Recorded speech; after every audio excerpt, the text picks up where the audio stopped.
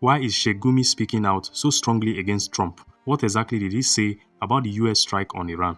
How does this connect to Nigeria's own security and global politics? On March 1st, 2026, Sheikh Ahmed Gumi posted a strong message on his Facebook page. He was reacting to the US military strike that killed Iran's top leader and reportedly 40 children in the attack. Gumi wrote clearly, no power is permanent. He called the strike a tragedy and said the Iranian leader died as a lucky soul in jihad. Gumi has always spoken openly about power, violence, and international issues. This post came just days after the US action made global headlines. Many people in Nigeria saw the post and started sharing it because Gumi is known for his bold views on terrorism, government, and foreign affairs. This is not the first time Gumi has criticized powerful countries. He has spoken before about US and Western policies in the Middle East and how they affect Muslim communities worldwide. The post is now trending because people are asking if this is just his opinion or if it reflects a bigger feeling among some Nigerians. That's the main fact. Now let's look at what he said word for word and what it really means. Gumi's post on Facebook on March 1st, 2026 was short but direct. He wrote, "No power is permanent." He then said the Iranian leader who died in the US strike was a lucky soul in jihad. He called the attack a tragedy because it killed 40 children along with the leader. Gumi did not support violence, but he used the moment to remind people that no country or leader stays powerful forever. This is typical of Gumi. He has always spoken openly about power and politics. In the past, he criticized both Nigerian government's action and foreign countries like the US for their role in the Middle East. He has said before that Western strikes create more anger and makes groups stronger. Many Nigerians who follow him see this post as a warning about what happens when powerful nations attack others. The post spread fast on X and WhatsApp groups. Some people agreed with him and shared it to say the US is not always right. Others said Gumi should not comment on international issues when Nigeria has its own problems. This shows how Gumi's words always divide opinion. He's one of the most listened to voices on security and religion in northern Nigeria.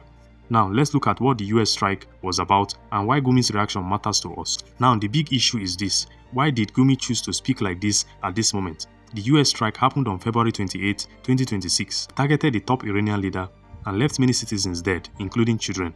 Gumi did not celebrate the death. Instead, he reminded everyone that power does not last forever. For some people in Nigeria, this sounded like support for the Iranian side. For others, it sounded like a fair warning. Gumi is not just any imam. He is one of the most powerful voices in northern Nigeria. He has met with bandits before. He has criticized the Nigerian government many times. When he speaks about America and Iran, many people start asking, is he talking about Iran? Or is he also talking about Nigeria and America's role here? Some Nigerians say Gumi is right. They remember how US drones and support have been used in Nigeria against Boko Haram. They ask why America can strike anywhere, but Nigeria cannot solve its own problems. Some other persons are angry. They say Gumi should focus on the killings in Plateau, Kaduna and Katsina instead of foreign wars. The reaction shows the big divide in Nigeria today. One side sees Gumi as a brave man who speaks the truth to power. The other side sees him as someone who confuses local issues with international ones. Either way, his words are now everywhere and people cannot stop talking about them. Some people feel he is right to speak about power and justice. They say powerful countries cannot keep attacking others and expect no reaction. They point to how the US has supported operations in Nigeria against Boko Haram and ISWAP. They ask why Gumi cannot comment on global issues when those issues affect Muslim communities here too. Other Nigerians disagree strongly. They say Gumi should first talk about the killings in his own country.